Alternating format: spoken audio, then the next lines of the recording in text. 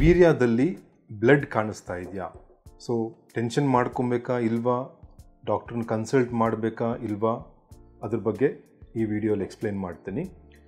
Any time blood ಕಾಣಿಸ್ಕೊಂಡ್ರೆ ನೀವು ಡಾಕ್ಟ್ರನ್ನ ಕನ್ಸಲ್ಟ್ ಮಾಡಬೇಕು.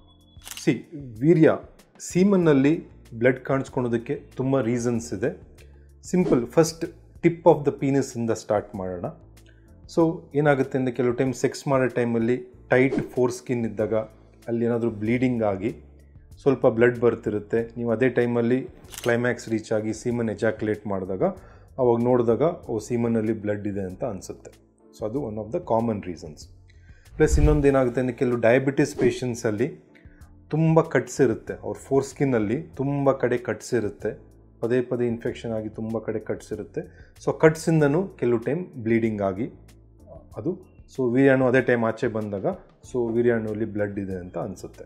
ಮತ್ತು ಇನ್ನು ಕೆಲವ್ರದ್ದು ಏನಾಗುತ್ತೆ ಅಂದರೆ, ಲುಬ್ರಿಕೇಷನ್ ಕರೆಕ್ಟಾಗಿ ಇರಲ್ಲ. ಅಂದರೆ ಯೂಶ್ವಲಿ ಸೆಕ್ಸ್ ಮಾಡಬೇಕಾದ್ರೆ ಏನಾಗುತ್ತೆ ಅಂದರೆ, ಬಾಡಿ ಒಂದು ಸ್ವಲ್ಪ ನೀರಿನ ಅಂಶ, ಸ್ವಲ್ಪ ಫ್ಲೂಯಿಡ್ನ ಆಟೋಮೆಟಿಕ್ಕಾಗಿ ಅದು ರಿಲೀಸ್ ಮಾಡ್ತಿರುತ್ತೆ. ಅದರಿಂದನೇ ಯೂಶ್ವಲಿ ಸೆಕ್ಸ್ ಸ್ಮೂತಾಗಿ ಮಾಡ್ಬೋದು.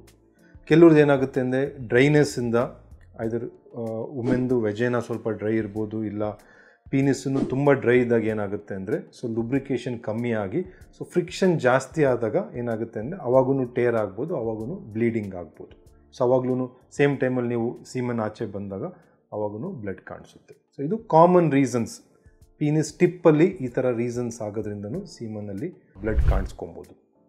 ಸೊ ಇದು ಬಿಟ್ಟು ನೆಕ್ಸ್ಟ್ ನಾವು ಒಳಗಡೆ ಹೋದಾಗ ಯೂರಿನರಿ ಪ್ಯಾಸೇಜ್ ಟ್ರ್ಯಾಕ್ಟ್ ಇರುತ್ತೆ.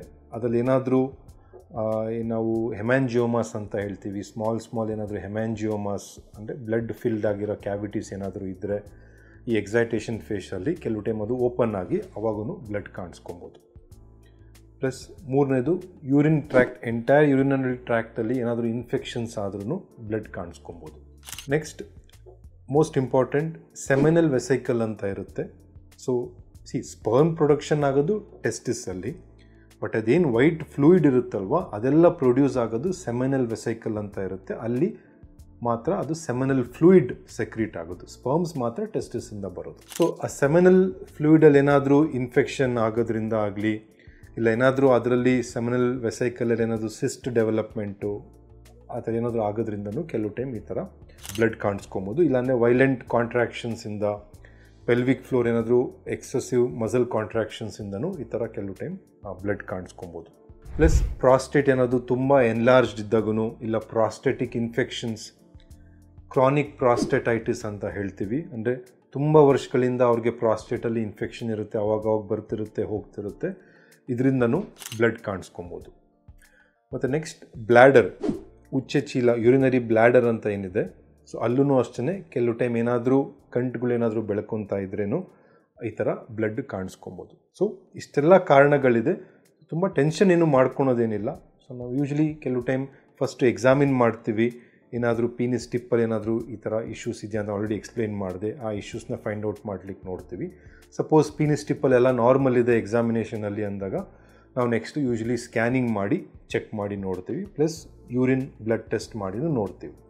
ಕೆಲವ್ರಿಗೇನೆಂದರೆ, ಕೆಲವರು ಪೇಷಂಟ್ಸ್ ಯಾರು ಹಾರ್ಟ್ ಪೇಷಂಟ್ಸ್ ಇರ್ತಾರೆ, ಆಲ್ರೆಡಿ ಇಲ್ಲ ಹಾರ್ಟ್ ಸರ್ಜರೀಸ್ ಆಗಿರುತ್ತೆ, ಆ್ಯಂಜಿಯೋಪ್ಲಾಸ್ಟಿ ಆಗಿರುತ್ತೆ, ಅವ್ರು ಯೂಶ್ವಲಿ ಬ್ಲಡ್ ಥಿನ್ನರ್ಸ್ ಸ್ಟಾರ್ಟ್ ಮಾಡಿರ್ತಾರೆ, ಟ್ಯಾಬ್ಲೆಟ್ಸು.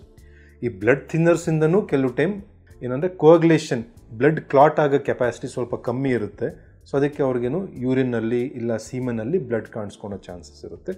ಸೊ ಆ ಥರ ಮೆಡಿಸಿನ್ಸ್ ಏನಾದರೂ ರೀಸೆಂಟಾಗಿ ಸ್ಟಾರ್ಟ್ ಆಗಿದ್ದರೆ ಬ್ಲಡ್ ಥಿನ್ನರ್ಸು, ಅದನ್ನು ನಾವು ಕೆಲವು ಟೈಮ್ ಸ್ವಲ್ಪ ಮಟ್ಟಿಗೆ ನಿಮ್ಮ ಕಾರ್ಡಿಯಾಲಜಿಸ್ಟ್ ಹತ್ರ ಮಾತಾಡಿ ಏನಾದರೂ ಸ್ಟಾಪ್ ಮಾಡೋಕ್ಕಾಗುತ್ತಾ ಅಂತ ಡಿಸೈಡ್ ಮಾಡ್ತೀವಿ.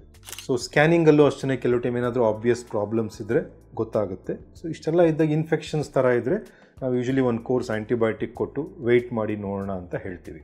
ಸೊ ಎಲ್ಲ ಟೆಸ್ಟ್ ಮಾಡಿಸಿನೂ ಎಲ್ಲ ನಾರ್ಮಲ್ ಬರ್ತಾ ಇದೆ, ಇನ್ಫೆಕ್ಷನ್ನೂ ಟ್ರೀಟ್ ಆಗಿದೆ, ಬ್ಲಡ್ ಥಿನ್ನರ್ಸ್ ಮೇಲೂ ಇಲ್ಲ, ಇನ್ನೇನು ಮೇಜರ್ ಇಶ್ಯೂ ಇಲ್ಲ, ಬಟ್ ಅಂದ್ರೂ ಪದೇ ಪದೇ ಬರ್ತಾನೆ ಇದೆ ಅಂದರೆ ನಾವು ಯೂಶ್ವಲಿ ಸ್ವಲ್ಪ ಅನಸ್ತೀಶಾ ಕೊಟ್ಟು ನಿಮಗೇನು ಪೇಯ್ನ್ ಆಗದೆ ಇರೋ ಥರ ಒಳಗಡೆ ನಾವು ಕ್ಯಾಮ್ರಾ ಹಾಕಿ ಒಂದ್ಸರಿ ನೋಡಬೇಕಾಗತ್ತೆ. ಅದನ್ನು ನಾವು ಸಿಸ್ಟೋಸ್ಕೋಪಿ ಅಂತ ಹೇಳ್ತೀವಿ, ಅಥವಾ ಯುರಥ್ರೋಸ್ಕೋಪಿ ಅಂತ ಕ್ಯಾಮ್ರಾ ಹಾಕಿ ನೋಡ್ತೀವಿ. ಸೊ ಕೆಲವು ಟೈಮ್ ಏನಾಗುತ್ತೆ ಅಂದರೆ, ಅದು ಪ್ರಾಸ್ಟೇಟ್ ರೀಜನ್ನಲ್ಲೇ ಈ ಸೆಮಿನಲ್ ವೆಸೈಕಲ್ಸ್, ಎಜಾಕ್ಯುಲೇಟರಿ ಡಕ್ಟ್ ಬಂದು ಓಪನ್ ಆಗೋದು. ಸೊ ಸೀಮೆನೆಲ್ಲ ಪ್ರಾಸ್ಟೇಟ್ ರೀಜನಲ್ಲೇ ಬಂದು ಓಪನ್ ಆಗೋದು ಯೂರಿನರಿ ಪ್ಯಾಸೇಜ್ಗೆ. ಸೊ ಆ ರೀಜನಲ್ಲಿ ಕೆಲವು ಟೈಮ್ ನಾವು ಚಿಕ್ಕ ಎಂಡೋಸ್ಕೋಪ್ಸ್, ಫ್ಲೆಕ್ಸಿಬಲ್ ಎಂಡೋಸ್ಕೋಪ್ಸ್ ಎಲ್ಲ ಯೂಸ್ ಮಾಡಿ, ಇಲ್ಲ ಸೆಮಿರಿಜಿಡ್ ಯುರೆಟರೋಸ್ಕೋಪ್ ಅಂತ ಇರುತ್ತೆ. ಆ ಸ್ಕೋಪ್ಸ್ನೆಲ್ಲ ಅದು ತುಂಬ ಚಿಕ್ಕದಿರುತ್ತೆ, 5 to 6 ಫ್ರೆಂಚ್ ಇರುತ್ತೆ. ತುಂಬ ಚಿಕ್ಕ ಸೈಜ್ ಸ್ಕೋಪ್ಸ್ ಯೂಸ್ ಮಾಡಿ ನಾವು ಒಳಗಡೆ ಹೋಗಿ ಚೆಕ್ ಮಾಡಿ ನೋಡ್ತೀವಿ. ಏನಾದರೂ ಬೇರೆ ಏನಾದರೂ ರೀಸನಿಂದ ಏನಾದರೂ ಬ್ಲಡ್ ಬರ್ತಿದೆಯಾ ಅಂತ ಚೆಕ್ ಮಾಡಿ ನೋಡ್ತೀವಿ. ಸೊ ಈ ಥರ ಕ್ಯಾಮ್ರಾ ಎಲ್ಲ ಹಾಕಿ ನೋಡಿದ್ರೂ ಏನೂ ಬ್ಲಡ್ ಸೋರ್ಸ್ ಏನೂ ಇಲ್ಲ ಅಂದರೆ ಏನೂ ವರಿ ಮಾಡೋದೇನಿಲ್ಲ. ಇದು ಯೂಶ್ವಲಿ ವೈಲೆಂಟ್ ಸೆಮಿನಲ್ ವೆಸೈಕಲ್ದು ಕಾಂಟ್ರಾಕ್ಷನ್, ಸಡನ್ ಪಂಪಿಂಗ್ ಆಗೋದ್ರಿಂದ ಒಂದೊಂದು ಸರಿ ಬ್ಲಡ್ ಕಾಣಿಸ್ಕೋಬೋದು. ಸೊ ಬ್ಲಡ್ ಯಾವತ್ತಾದರೂ ನೀವು ಸೀಮನಲ್ಲಿ ನೋಡಿದ್ರೆ ನೆಗ್ಲೆಕ್ಟ್ ಮಾಡಬೇಡಿ. ಸೊ ಡಾಕ್ಟರ್ನ ಕನ್ಸಲ್ಟ್ ಮಾಡಿ. ಸೊ ಅಕಾರ್ಡಿಂಗ್ಲಿ ನಾನು ಹೇಳ್ದಂಗೆ ಅವ್ರು ಯೂಶ್ವಲಿ ಈ ಥರ ಎವ್ಯಾಲ್ಯೂಯೇಷನ್ ಮಾಡಿ ಚೆಕಪ್ ಮಾಡ್ತಾರೆ.